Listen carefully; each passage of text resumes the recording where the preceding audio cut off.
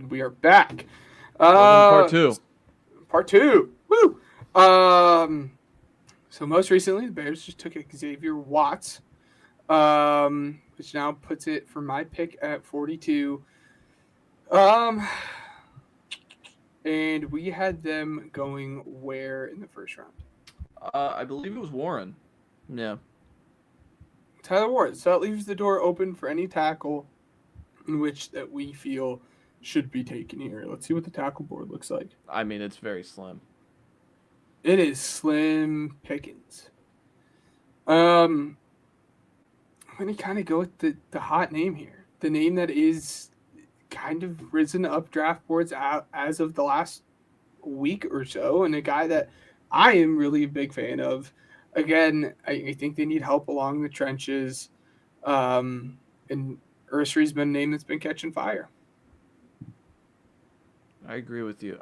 The only thing I'll ask you, because you made both Jets picks, right? Mm-hmm. Would you rather? This is like just what you have to do with these exercises. Would you rather have Membu at 7, and your pick of Arroyo or Mason Taylor, or this Ursery at 42 and Warren at 7?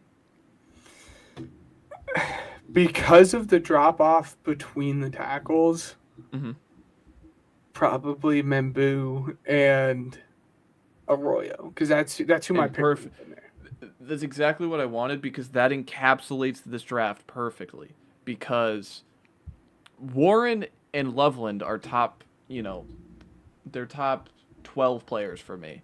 So, like, again, they're great players and they're going to be productive players, but it's the justification of taking a tight end in the first round, especially when you're a team like the Jets who have a real big tackle need. Uh, so it's fascinating to, you have to weigh all your options and kind of go as you may. But the Niners, this one's pretty easy for me. If you feel comfortable with the medicals, I think Benjamin Morrison's the best corner on the board. He gives you that inside-outside versatility. I think because of his size, he's not the longest player. I think you could play him at nickel, but I think he's got the cover skills to play on the outside, and you can see if that works. They lose Trevarius Ward, of course, so yeah. Yes, no, I agree. It's he really is the best corner available if you think that his medicals are going to be just fine. Mm-hmm. Um, for me, it's what I said at the time of taking T Mac, because that's what he prefers to go by. Um, at the time of making T Mac or whatever wide receiver would have been, was this is a deep running back class. So I feel more comfortable taking the wide receiver Mm-hmm. and then looping back around and get that running back within the second round. And for me, it is clearly Caleb Johnson. I know some people, push for Travion Henderson, which I completely get and understand that. But I think Caleb Johnson has the better tool set to be an every down running back compared to Henderson. Yep. Yep. Completely agree. Yeah, I mean, the Cowboys would be leaving the first 44 picks with my number 26 overall player and my number 5 overall player at very impactful points of their offense. They're really hitting a head-on collision with, skill position players. They need to get them in the room. Then you get to the Colts. I'm going to bring up our lads for myself again and just kind of talk myself through the pick, because I think that's what we have to do with these second-round picks.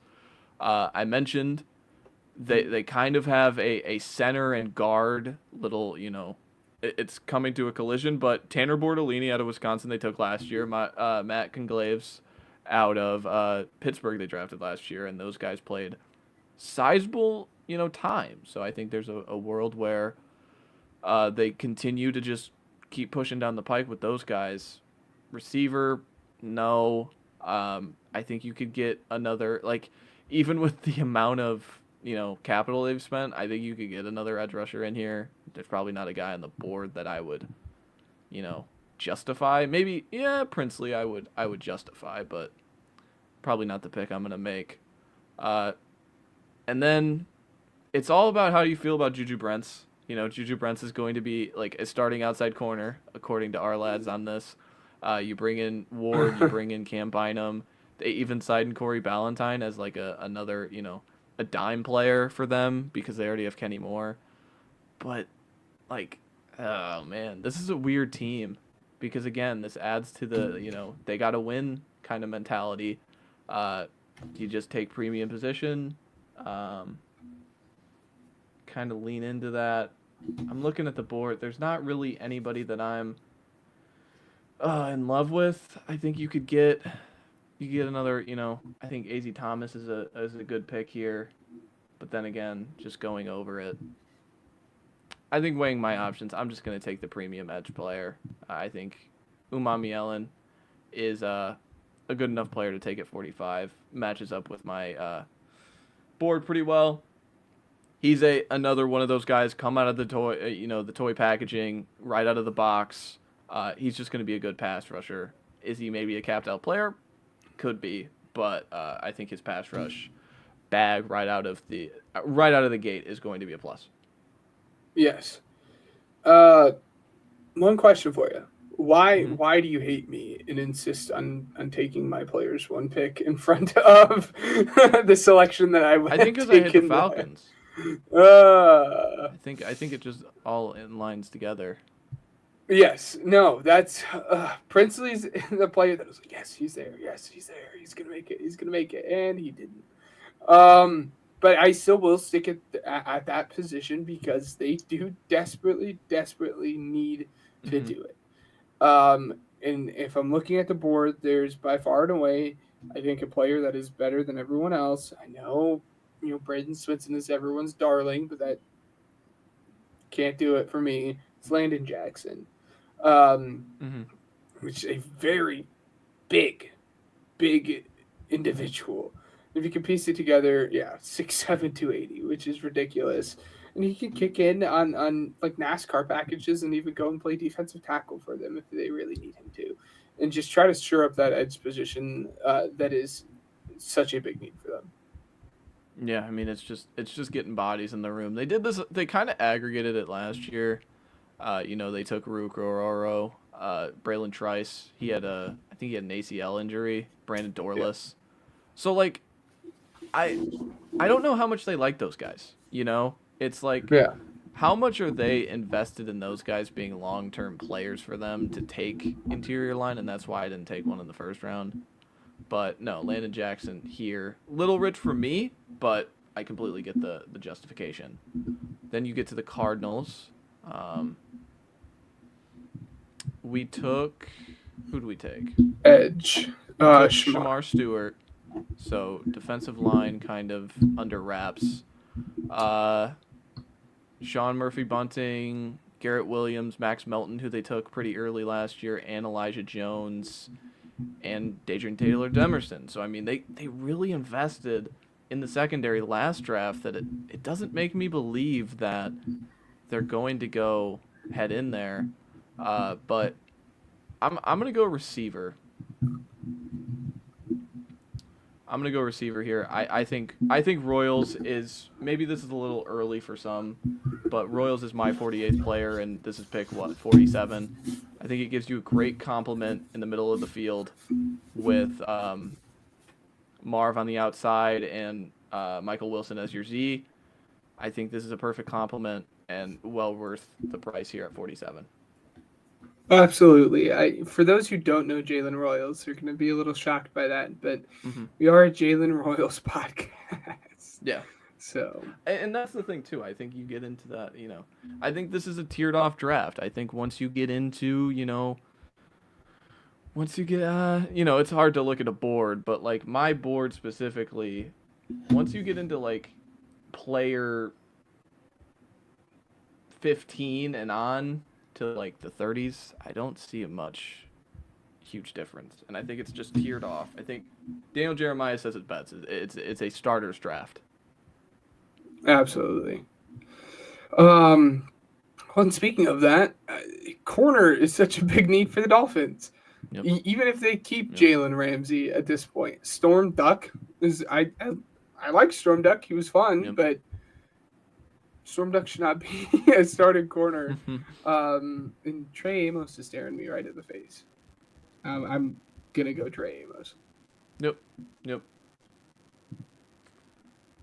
All right, then we get to Cincinnati. I think Cincinnati, I think bringing in Al Golden from Notre Dame, I think there is a real message behind them, and they just want to bring in as much young defensive talent as they possibly can.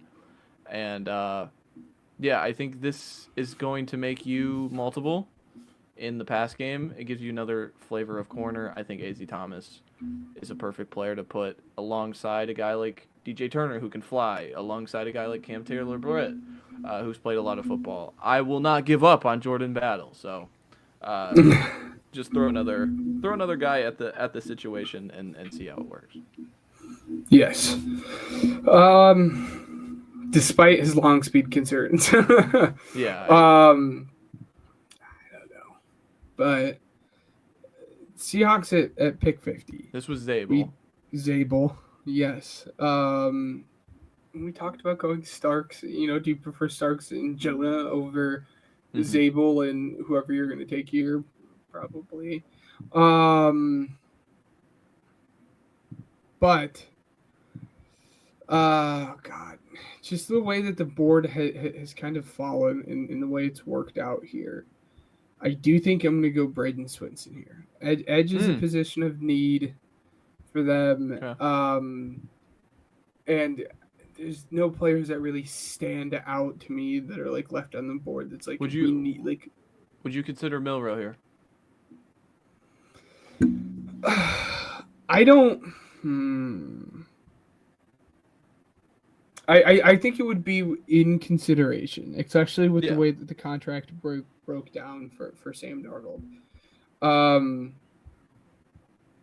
You know what? I like the way you're thinking. Let's do Jalen Milroe.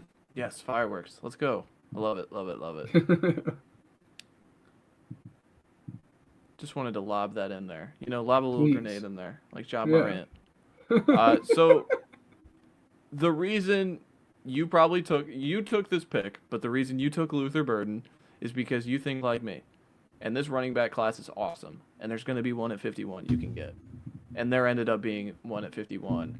That is perfect in Trevian Henderson out of Ohio State. I think mixing him in with Sean Payton, I think he can, maybe not the exact same skill set, but just being an explosive play threat reminds me of what Reggie Bush was able to do on that Super Bowl team. Not him as a prospect, but being that kind of thunder and lightning with a guy like Pierre Thomas. Trevian Henderson has a lot of the skill sets that Reggie Bush have in the explosive play category. So getting that with my guy, Audric Estime, come on, man. Let's do it. It'd be so much fun. Well, this is pretty easy for me at 52. I almost selected him at 50. So yep. Give me Braden Swinson here instead. Yeah. Again, for all of the same reasons that I almost took him at 50. So. Yeah, I didn't want to interrupt you again doing that, but like with how thin center is, like, I just want to know where Jared Wilson goes. Is this a round 2 player? Well, they just took Gray Zabel though. I'm just saying in general. Okay. I project Zabel as a guard though. I'll be honest. I think there is center flexibility, but I project him as. Then we get into. I think this is corner. This has got to be corner. I mean, Hairston is still around. I think you have to take Hairston. I don't know where this guy's gonna go. This is the one guy I can't pin down because he's my 49th player. I know that's probably too low by the NFL standards. He ran 4.2. So, of course, someone is going to make an excuse in a draft room to pick him. I just don't know who that team is going to be, and I wouldn't, with what he is, I think this is a good spot for him in early to mid-50s. Yes, that's where I had him in terms of the way we stacked our DBs. This is much more of the area I'd be okay with rather than back end of round 1. Yeah. So we went Rebel here with 54. Funny because the monologue that we had about drafting wide receiver twos. But I do think you have to continue to just take throws at the dartboard until you hopefully find something. I'm gonna take my guy. I can't not take him. It's gonna be Alec. I even if he doesn't turn into like this amazing guy, I think he can at least partially fill in that Christian Watson role if you let him walk in free agency. Yep. That's exactly my thought. Is that I mean Watson? What he had the ACL injury in the last week of the year, so you have to assume pupless at least. So if Ayumanor comes along in a good process, he's a young enough player, redshirt sophomore, I believe. If he comes along at a good rate, he could instantly take over Watson, and you shove Watson to the side. But yeah, I think Ayumanor at 54 is a pretty good spot for him. The Chargers, we took, of course, Kenny Grant. I'm, of course, going to take Mason Taylor. Pretty easily, and you're probably asking, Ben, you have Arroyo ranked higher. I do, but I don't think Arroyo is the Harbaugh type of player. So I'm taking Mason Taylor just because the longevity, family lines, and just his ability in the blocking game, I think it gives him a more suitable and traditional tight end, and I think that's what Harbaugh is going to want rather than Arroyo. Yes. Oh, absolutely. That's as a Michigan fan, I completely make and you get to again. It's the tiers. If you view these guys similarly, take the guy that's going to fit your system the best. Yep. So and it's not like I have Arroyo as my player 40 and Mason Taylor 52. So, yeah. It's good range. Yes. So in terms of the Bills, man, we early on in the process, again, I don't think he makes it that far. We kept on doing the Malachi Starks stuff here. Obviously Malachi Starks was not the pick. He didn't make it there. Tyreek Williams made sense. We're gonna stick in for the same reason that we would take Malachi Starks at pick 30. I will be taking Kevin Winston Jr. here. Again, I think he would be in that conversation right up there with him. He was hurt. Obviously, the ACL was the big thing for him, but they just don't have safeties that prevent me from drafting a guy that I think is clearly the best available at this point. Yeah, I mean, they re-signed Rapp and Hamlin. They, of course, drafted Cole Bishop. I don't think it's as big of a need as, previously constructed earlier when we did these mocks because those guys were free agents. But, yeah, I could see Winston. Winston's my 50th player. So, again, you're taking – it's, again, good value. But then we get to the Panthers. I mean, let's look at the Panthers now. Is this just more, help for Bryce Young? I know they did that song and dance very heavily last year. Taking Leggett. I don't think Leggett stops you from anything. Ike Ekwonu coming up soon. Do you focus on, is there a tackle on the board? Probably not. They really beefed up the interior that I don't believe that the interior of the defensive line. They signed Deshaun Wharton from Kansas City and Bobby Brown from the Rams. So overall, there's not really.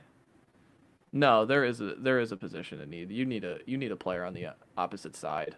You need the player on the opposite side of J.C. Horn. J.C. Horn. And that's Jacob Parrish. I said I wanted to do this. I said I wanted to take this guy. They also don't have a nickel. Charles Smith-Wade out of Washington State, I believe, last year. He's their current nickel. This is their defensive back. They signed Trayvon Merrick, but it's J.C. Horn, Caleb Evans, Mike Jackson from Seattle, and Charles Smith-Wade. This team is in dire need of defensive backs, and I think Parrish is one of those guys that he's a tone setter defensive back. Yeah. And he would be my next best on the board. So, yeah. Well, and again, I think even if you don't think he plays that outside. I think he can play inside and be just fine. You need bodies. Just Um, looking at that, looking at the depth chart, you just need bodies. yes, it's bad how they've neglected that. Um, I immediately clicked receiver where because did we we took a have? tackle, but if Yes, there's a position you want to but see, there's not. The other position, who did they sign a guard in free agency? Because part of me says continue to shore that up because it was such a big issue. I mean, Um, they signed Lincoln Houston, Tomlinson on that minimum. They traded for Ed Ingram. Like yeah, what they've done at the, I truly trying to believe they're just trying to moneyball it up. moneyball this thing. I think they Yes, got, you get your tackle in the first round here with Connerly. I think they want to get one rookie and then yeah. Yeah. Take me back over to the wide receiver board here. okay. 'Cause I love their secondary. Their secondary needs no work. No. Ooh, there's a guy I would, maybe not. Where's your head at here? I lean, looking at interior, I kind of lean Alf Collins, but the one that kind of made me excited was Carson Schlesinger, just being a run and hit player. But again, like Alshire, Henry To'oTo'o, they signed EJ Speed, Christian Harris. They don't really have a need on They anybody don't on the need defensive. that. Yeah. They don't on the defensive side of the ball. You can maybe throw another edge rusher if you want, but you're taking a third edge rusher in the 50s? Probably not. Yeah. So I you think don't wanna receiver do has to be that. the part. Yeah. I think it does have to be the part, and it's so tough for me because Mm-hmm. I want to do Trey here, but does Trey's skill set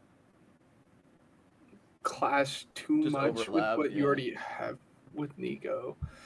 Uh, I'm not the Not really. I mean, you signed. They signed Christian Kirk, so it's not like they're in dire need of like, a Restrepo type, which he's still at 75 here. which is ridiculous. Yeah, I'm just gonna revert back to my rankings on these guys, and for me that's Trey Harris. I know people like Kyle. I can't get there. Still can't get there. Um, and if anyone's gonna get the best out of him, it's gonna be C.J. Stroud. Absolutely. Yeah. Looking at it, like I have Noel at 55. I know we don't see eye to eye on Noel. But I even like then, Noel, like, though. but even then, does his skill set clash too much with Christian Kirk? Like it's interesting. It's interesting. Then we get to the Oh, Ravens. no. I thought you were talking about Noel Williams, and I was like, why are we bringing him up here? Yeah, no. Yeah, Jalen Noel, no. Yeah. So we took. I have to assume edge. Took James Pierce. We got more bodies in the edge room again. This is just more ammo to compete for a Super Bowl. They signed Chidobe Awuzie. They have Marlon Humphrey, Nate Wiggins. So the secondary, not really a big issue. They even took your guy last year, TJ Tampa. Forgot about that. I mean, they still have,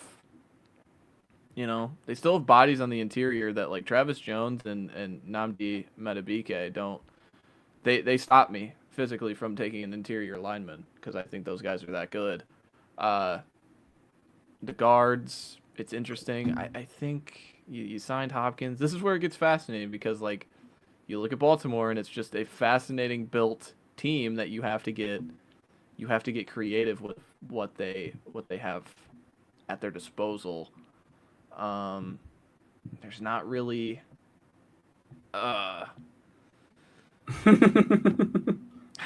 and like Cam Williams is looking at me just because of their tackle situation. And it's like none of these guys are tackles to me.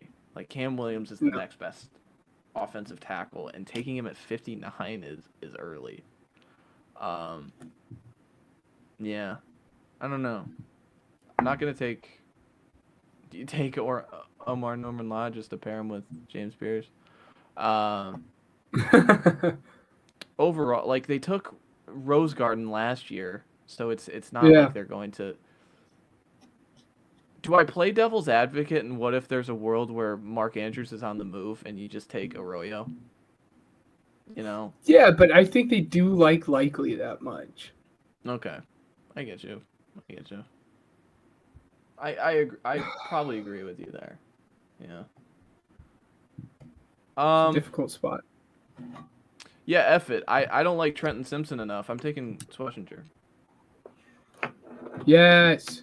Honestly, I think double. Keep dipping on the defensive end.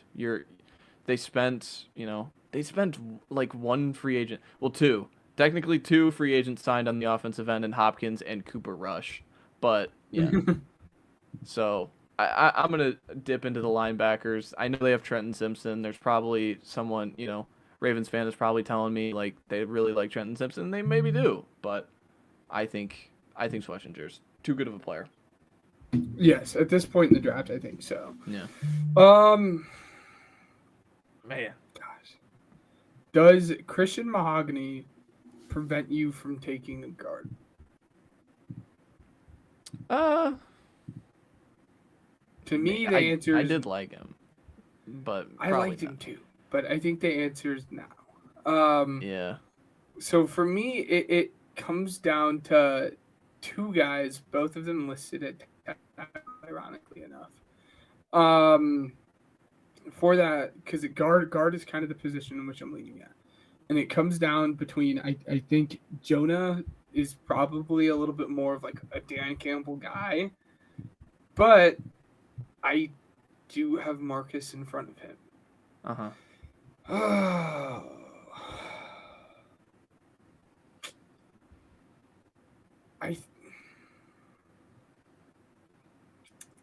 Which way, if it was between Marcus and Jonah, because that's what it's gonna be for me. I would lean him Bo.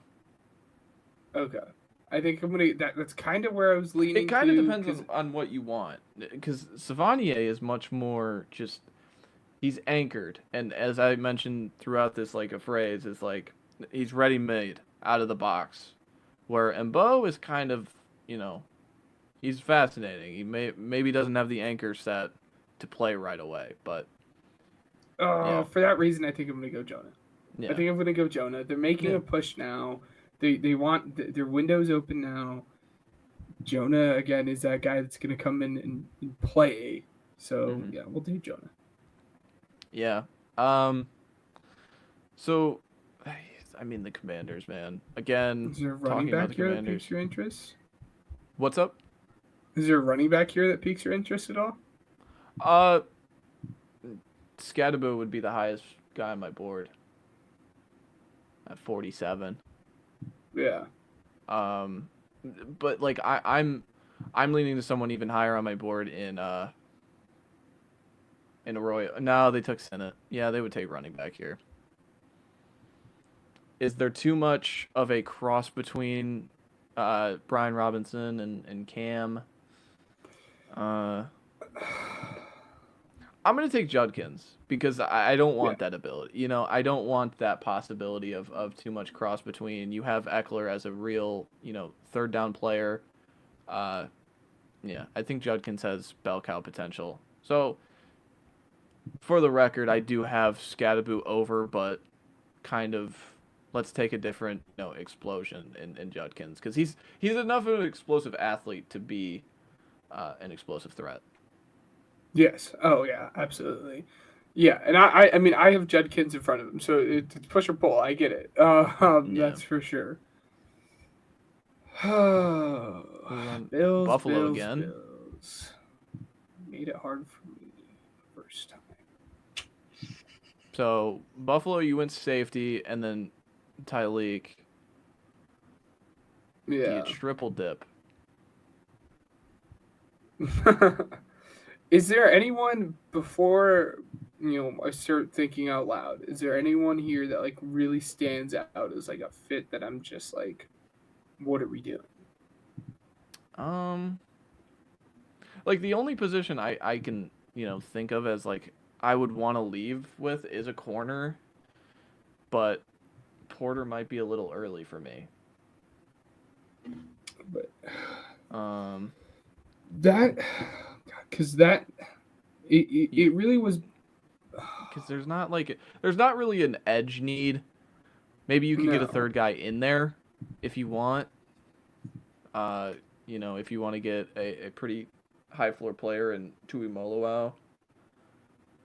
Yeah. I have Birch right over him. But yeah.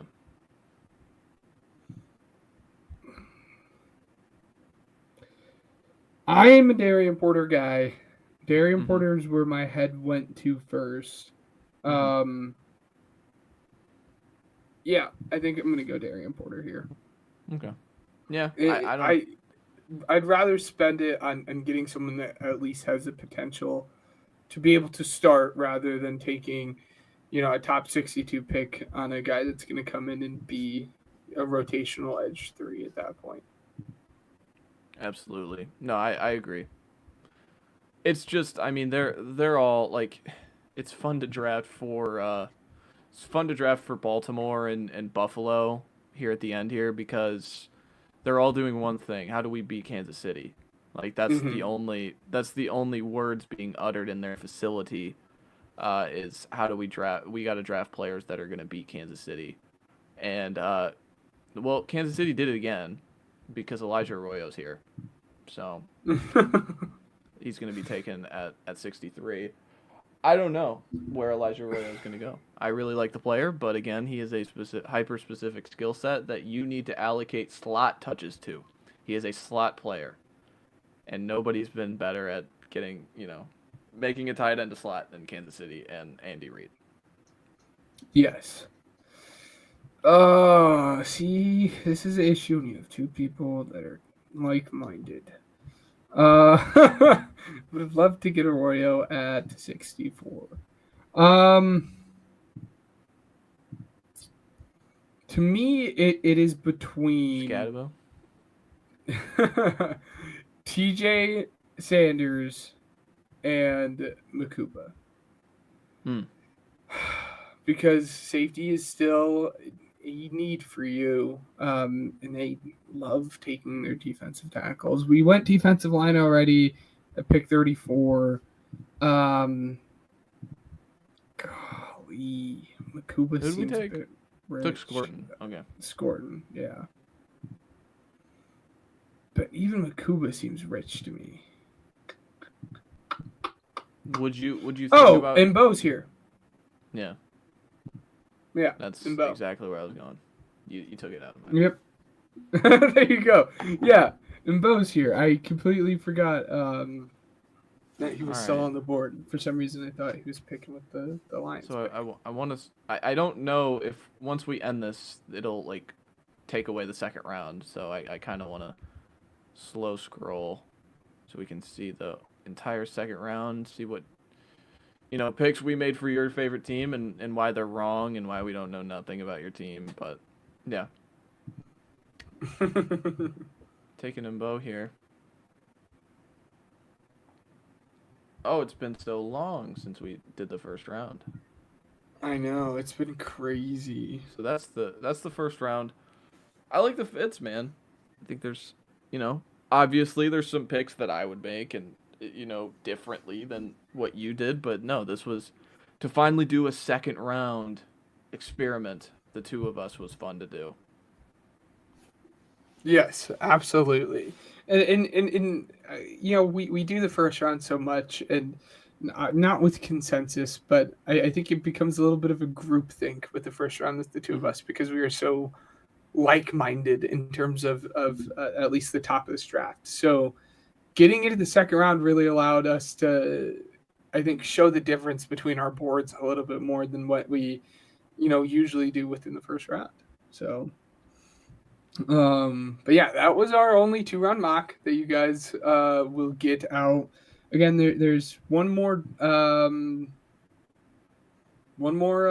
mock draft that you guys get out next week.